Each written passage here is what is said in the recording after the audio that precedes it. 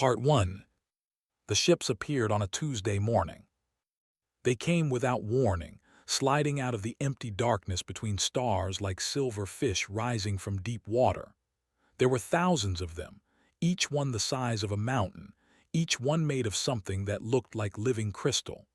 They hung in the sky above every major city on Earth, blocking out the sun, casting shadows that stretched for miles. People stopped their cars in the middle of highways. They walked out of office buildings and stood in the streets looking up. Phones rang and went unanswered. Televisions showed the same images over and over again, the same footage of impossible shapes floating in impossible silence above London, Beijing, New York, Mumbai, and 100 other places. No one knew what to do. No one had ever prepared for this. All the movies, all the books, all the government plans locked away in secret files, none of it mattered now. The ships were real. They were here, and they were waiting. For 3 days nothing happened. The ships just hung there, beautiful and terrible, while humanity watched and waited and wondered. Armies mobilized. Scientists gathered. Religious leaders spoke of prophecy and judgment, but the ships did nothing. They made no sound. They sent no message. They simply existed, patient as mountains, while the world below them slowly went mad with fear and anticipation. Then on the 4th day, the broadcast began. It came through every device capable of receiving a signal. Televisions, radios, phones, computers, even the emergency broadcast systems that had never been used before. A voice spoke in every language simultaneously, a voice that was neither male nor female, neither old nor young, a voice that seemed to bypass the ears entirely and plant itself directly in the mind. The message was simple. We are your creators. We seeded your world with life 10 million years ago, and we have watched you grow from simple creatures into what you are today. We have done this on 1,000 worlds with 1,000 species. You are our children. You are our harvest. And now we have come to claim what is rightfully ours.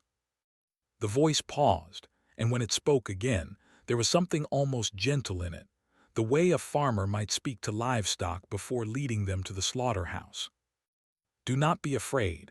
Kneel before us, worship us as your gods, and you will be rewarded with wonders beyond your imagination. We will end your diseases. We will extend your lives. We will give you the stars. All we ask in return is what you already owe us: your devotion, your obedience, your love. You have 1 week to prepare. Then we will descend, and you will greet us as the gods we are. The message ended. The silence that followed was the loudest thing anyone had ever heard. Humanity did not take the news well. Some people believed immediately. They fell to their knees in the streets, weeping with joy, already composing prayers to beings they had never seen. Churches filled overnight, though no one was quite sure what religion applied anymore. Others refused to believe. They called it a hoax, an elaborate trick, a psychological operation by some foreign government. They pointed their guns at the sky and dared the ships to come closer. Most people fell somewhere in between. They were afraid, confused, uncertain. They wanted answers, but no one seemed to have any. The governments of the world held emergency meetings, but what was there to say? What was there to do? You could not negotiate with beings who called themselves gods. You could not fight mountain-sized ships made of living crystal. You could only wait and see what happened next. The week passed slowly. On the 7th day, they descended. They chose the United Nations headquarters in New York for their first appearance, which suggested either careful research or an understanding of human politics that made people uncomfortable. A beam of light shot down from the largest ship, and within that light, figures began to take shape, materializing out of nothing like ghosts becoming solid. There were 12 of them, tall and slender, their bodies wrapped in robes that seemed to be woven from pure light. Their faces were beautiful in a way that was almost painful to look at, features that shifted and changed moment to moment, never quite settling into anything recognizable. Their eyes were the worst part. Their eyes were black from edge to edge, deep and empty as the space between stars, and when they looked at you, It felt like drowning. Ambassador Oral stepped forward from the group. At least, that was the name he gave when he spoke, his voice the same as the one from the broadcast, that strange sound that seemed to come from everywhere and nowhere at once. I am Oral of the High Council. I have come to receive your submission and your worship. Where are your leaders? The General Assembly chamber was packed with delegates from every nation on Earth.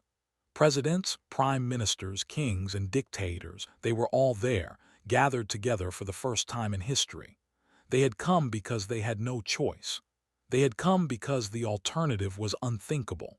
They had come because humanity, when faced with the unknown, still believed in the power of words. Secretary General stood up.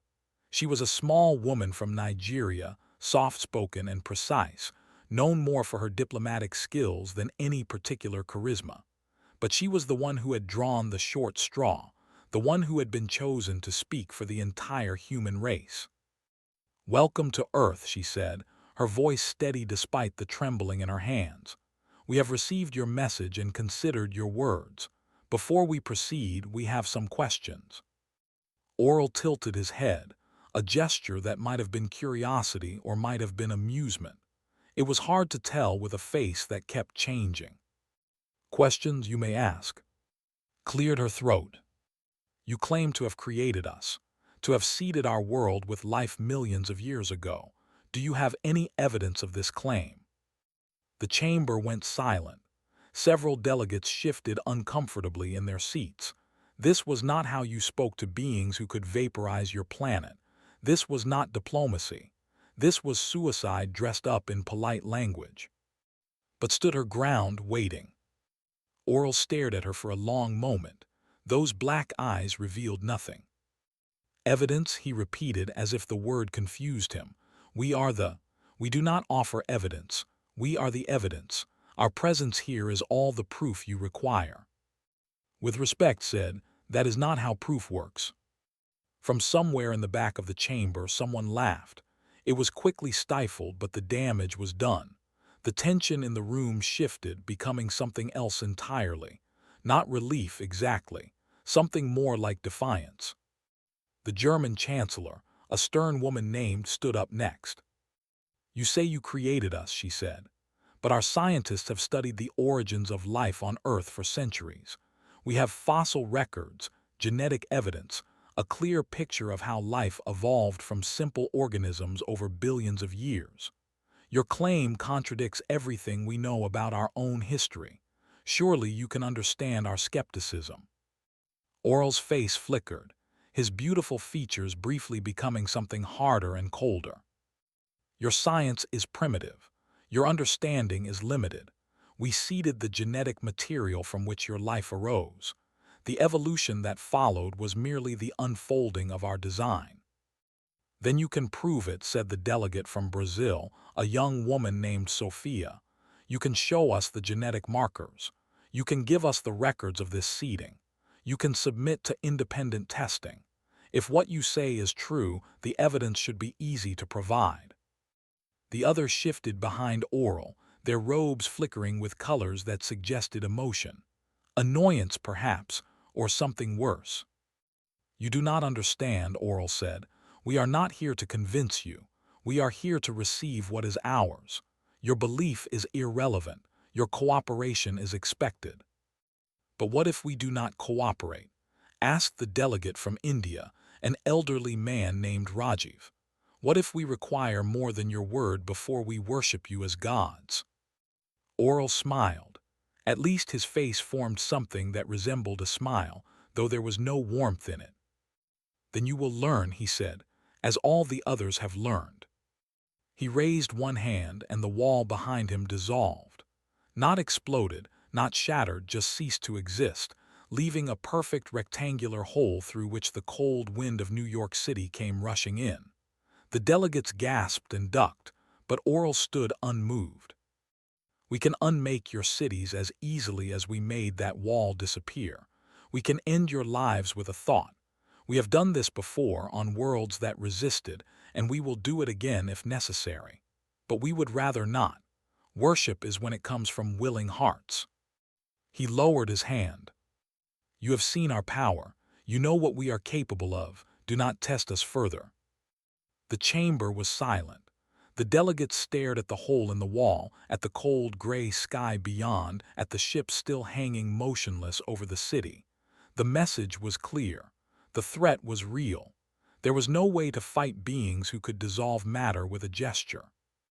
And yet, Secretary General remained standing. Her hands had stopped trembling.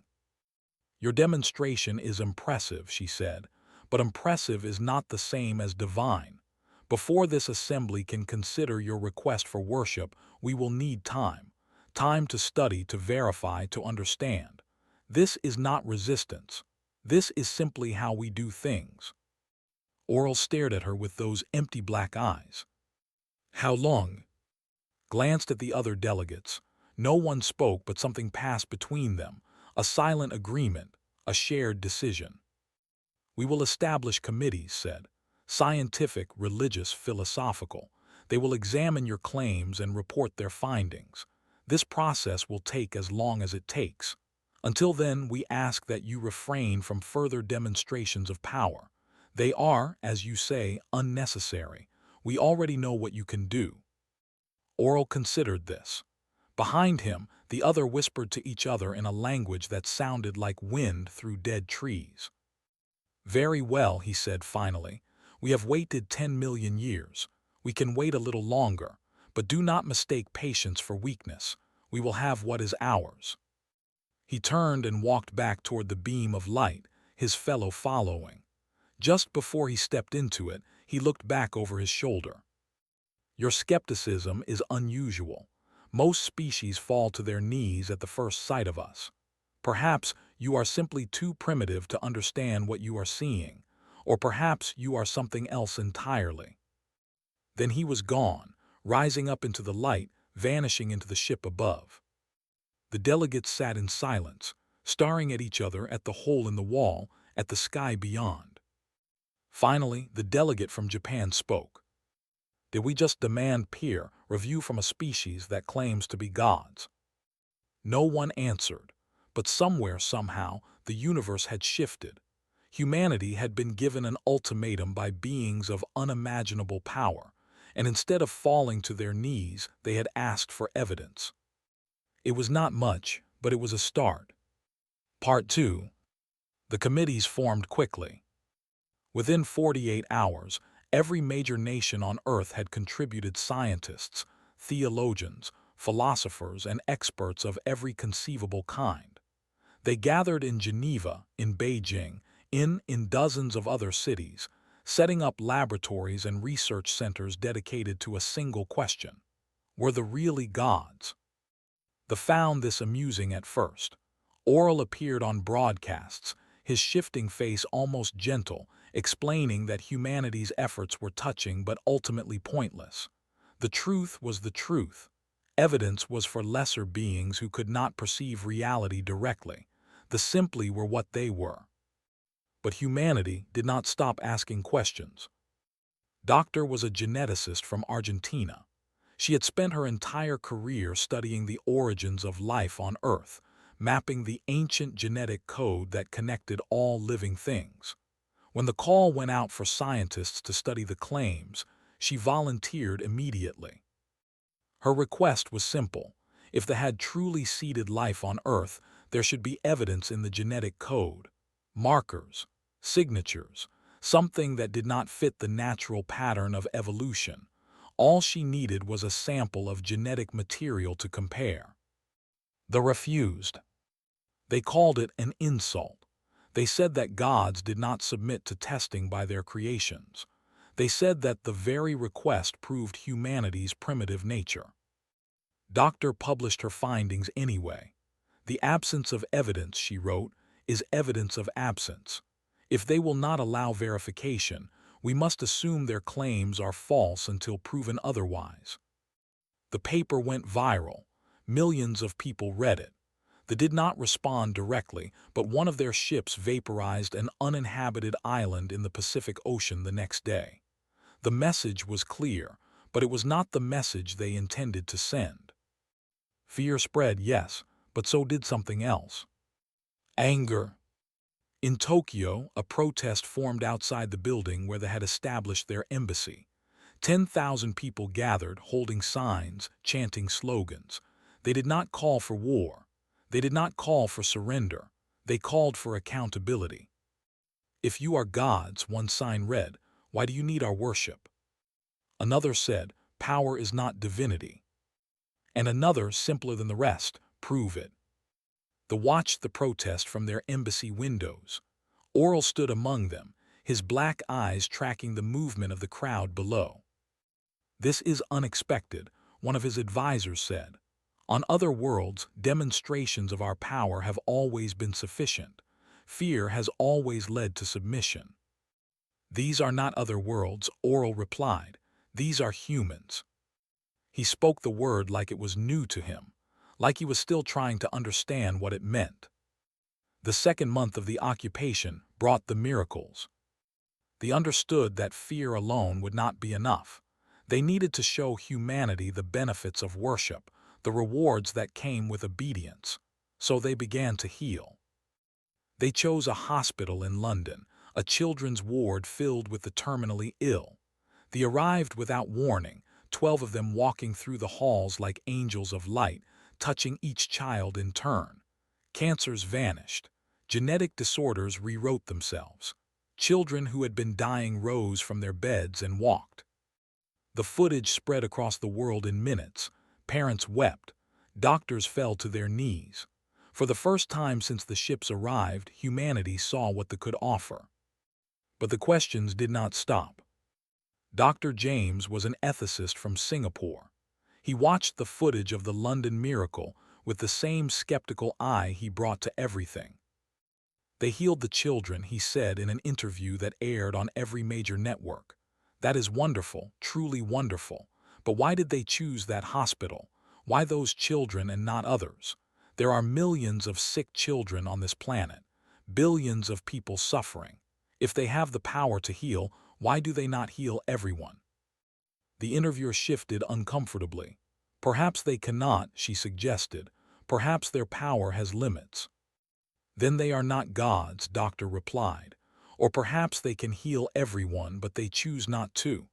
They choose to let people suffer until they receive the worship they demand. What kind of God does that?" He leaned forward, his eyes intense. "We do not call that divinity. We call that extortion." The interview was watched by 300 million people. They did not respond, but they stopped performing public miracles after that. Then came the resurrection. The French president had died 6 years before the ships arrived. Heart attack, natural causes. He had been buried with full honors in a tomb outside Paris. He was not a particularly important figure in history, not a great leader or a terrible tyrant, just a man who had held power for a time and then passed on. They chose him anyway. They arrived at the tomb in the middle of the night when no one was watching. By morning, he was walking through the streets of Paris, confused and disoriented but undeniably alive. Medical tests confirmed his identity. His family confirmed his memories. He was real. He was back. They had reached into death itself and pulled him out. The world should have fallen to its knees then. This was not healing. This was not technology. This was the power over death itself. This was divinity. But humanity, stubborn and questioning to the last, did not kneel. Instead, they asked, "Did you ask him if he wanted to come back?" The former president, still adjusting to his impossible return, gave interview after interview. He spoke of the darkness he had experienced, the peace he had found, the sense of completion that had come with the end. He had been content. He had been ready. And then he had been torn from that peace without warning, without consent, thrown back into a world he no longer recognized. "I did not ask for this," he said, his voice hollow. "I do not thank them for it. They did not give me a gift. They took something from me. They took my rest." He died again 3 months later by his own hand. His note was simple: "I will not be their proof." They did not speak of the resurrection after that. In the 5th month, patience ran out.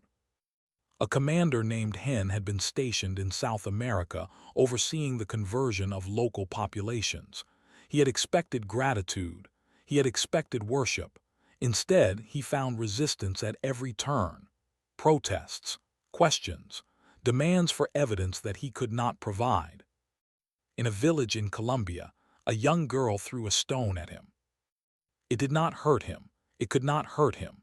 His body was made of something far beyond flesh, and a stone thrown by a child was no more threatening to him than a gust of wind.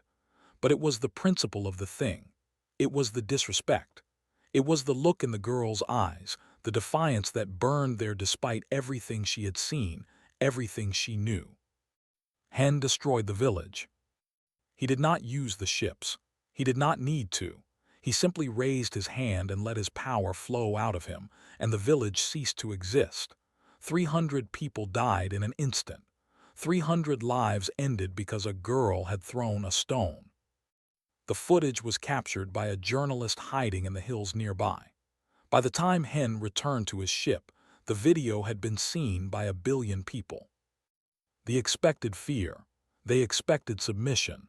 They expected humanity to finally understand the cost of defiance. What they got instead was war. It started small. A military base in Kansas launched missiles at the nearest ship. The missiles were primitive, laughable, no more effective than the stone the girl had thrown. The ship swatted them aside without effort.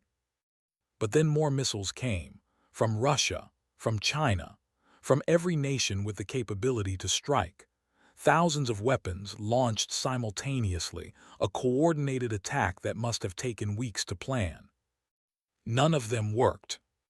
The ships destroyed every missile, every bomb, every weapon humanity could muster. They did it casually, almost lazily, like a giant brushing away flies. Then they responded. 7 cities vanished that day: Paris, Moscow, Lagos, Sydney, Mumbai, Mexico City, Toronto.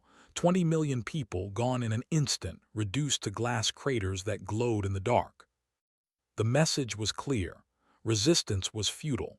Humanity had nothing that could harm and everything to lose by trying. But still they did not kneel.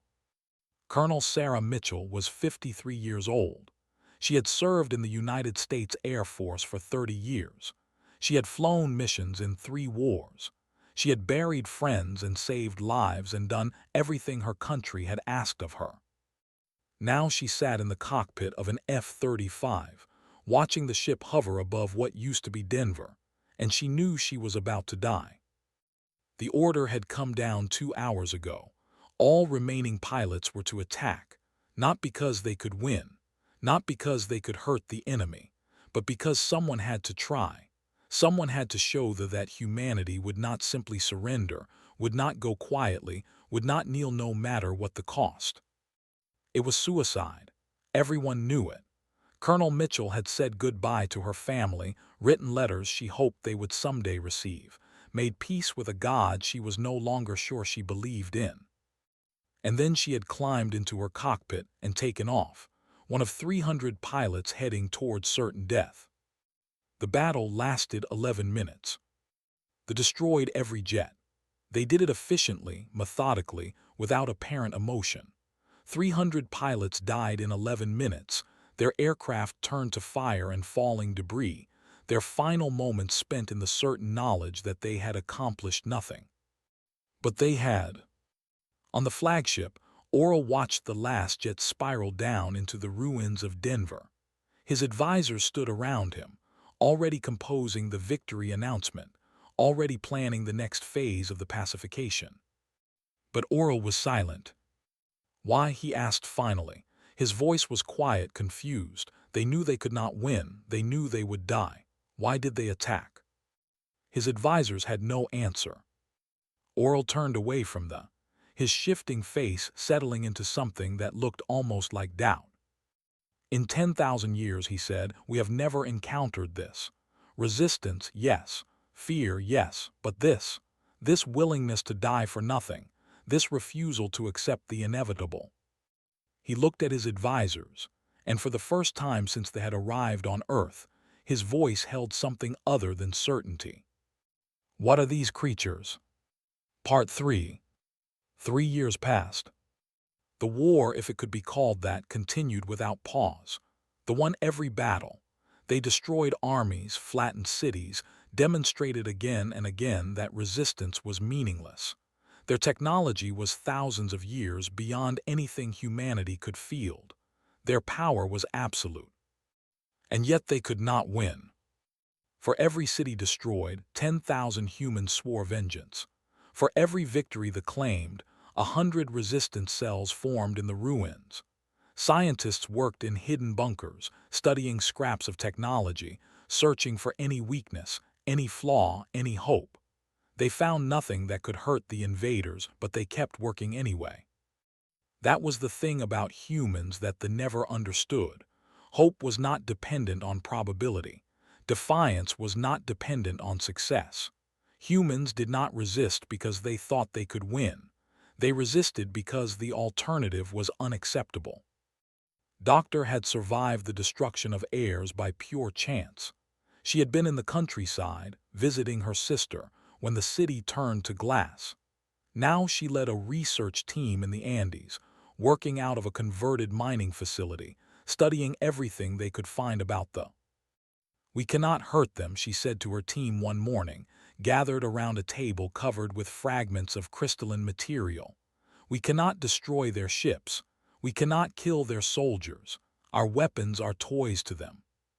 She picked up one of the fragments, turning it over in her hands. "But we can understand them.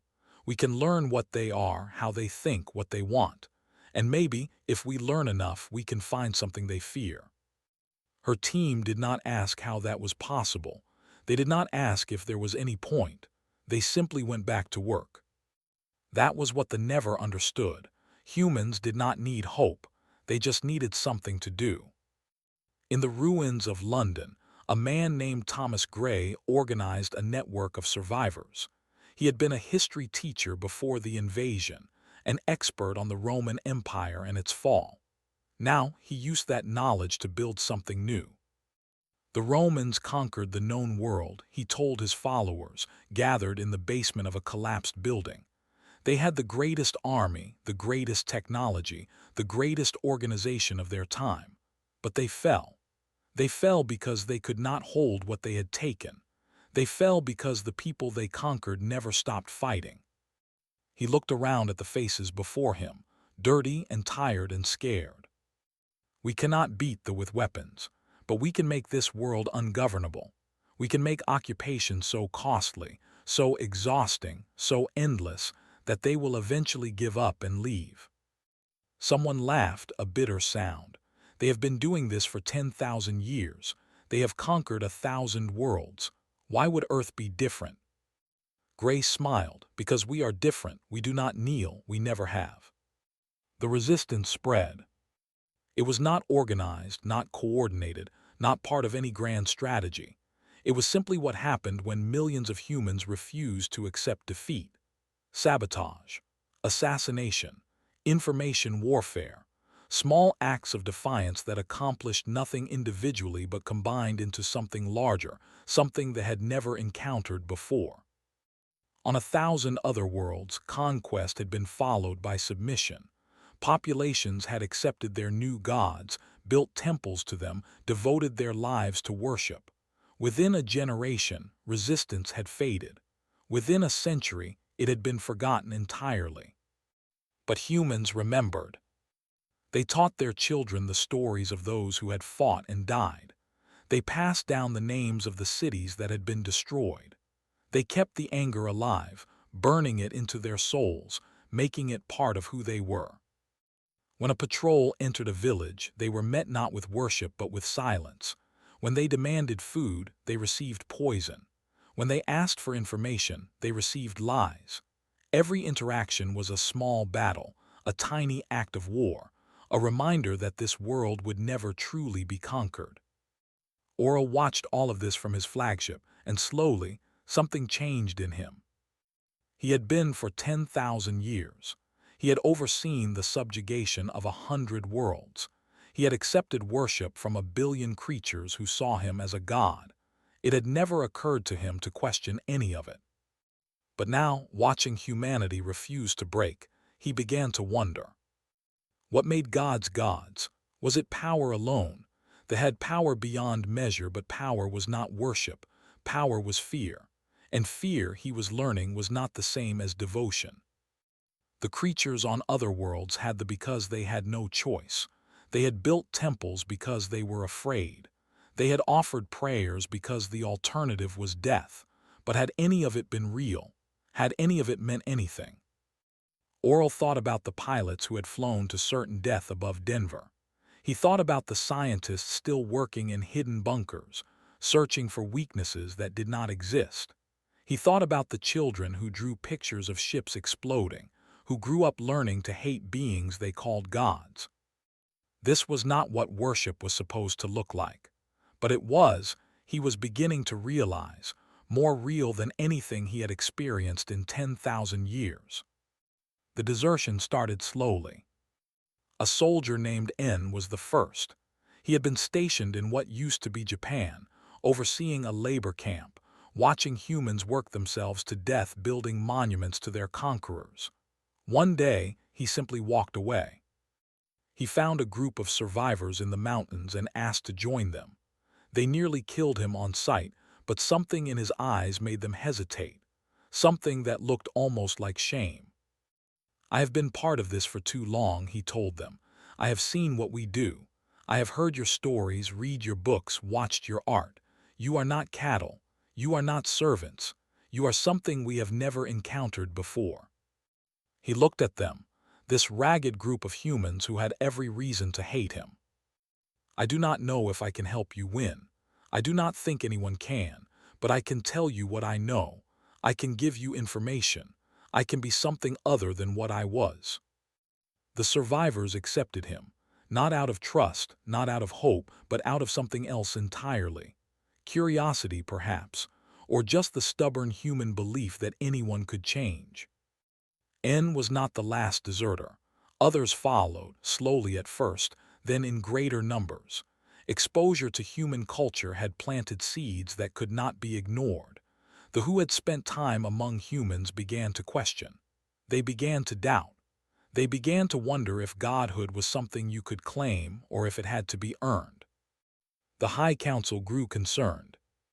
Oral received messages from home demanding explanations, threatening consequences. The conquest of Earth had taken too long. The resistance was spreading doubt. The deserters were a symptom of something larger, something dangerous. "In this," the council commanded, "destroy them all if you must, but end this now." Oral read the message and did not respond. On the 3rd anniversary of first contact, Oral requested a meeting. The resistance leaders gathered in the ruins of Geneva, in a basement that had once been part of the United Nations building. They came armed and suspicious, expecting a trap, expecting death. But Oral came alone, his robes of light dimmed, his shifting face still for the first time anyone could remember. He looked almost human. "I have a question," he said. General stood across from him. She was 63 years old, missing her left arm, covered in scars from 3 years of war. She was the closest thing humanity had to a leader now, though she would have rejected the title. "Ask," she said. "Why?" Oral asked. "You cannot defeat us, you know this. Your species faces extinction. Why do you not simply accept?" Looked at him for a long moment, then she smiled. "Because gods do not bleed," she said, "and we have made you bleed." Oral tilted his head. "We have not bled, we cannot bleed. You have not harmed us at all. We have made your soldiers doubt, we have made them question, we have made them desert. That is a wound, Oral. That is blood.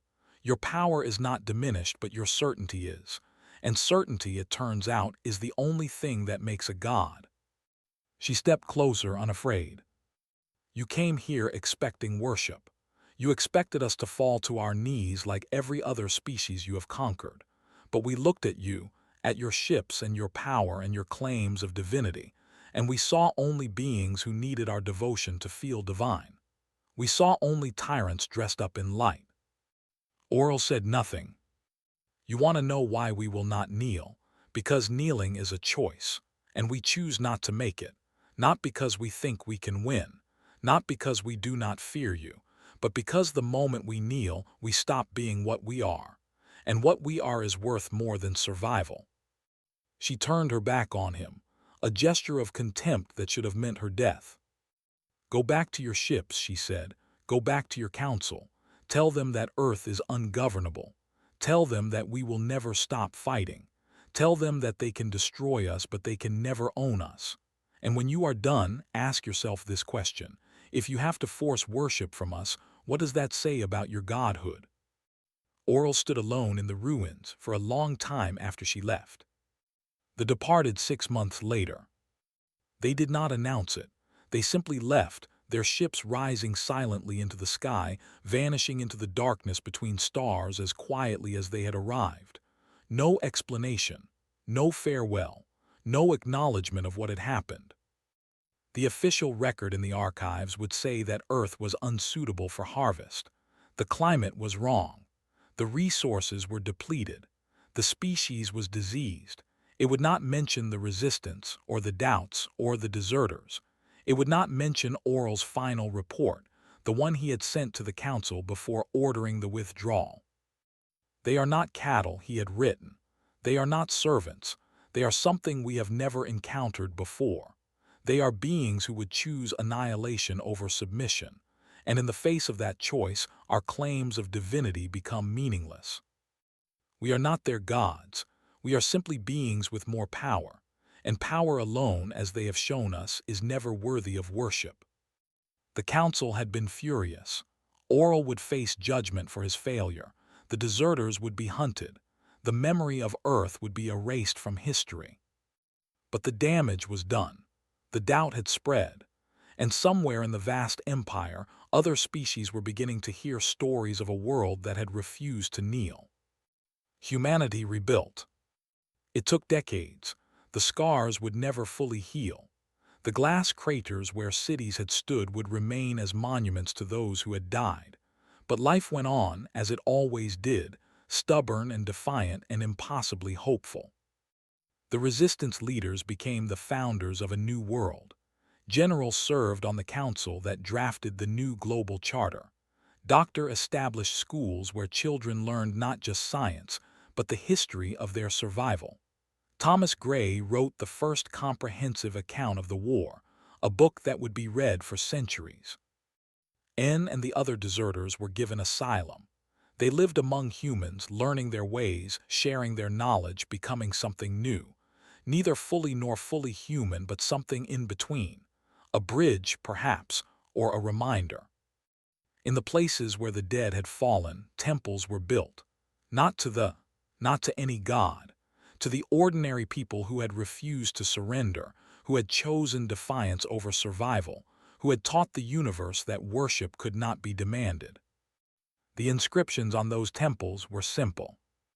They called themselves gods. We disagreed. We kneel to no one. Years later, astronomers detected signals from deep space, other civilizations reaching out. Some were free. Some were still under control, but all of them had heard the stories now. All of them knew that somewhere in the galaxy, a small blue world had looked upon omnipotence and refused to bow. The signals asked the same question, over and over again. How did you do it? How did you resist? And humanity, rebuilding among the ruins, sent back the only answer that mattered. We simply chose not to kneel.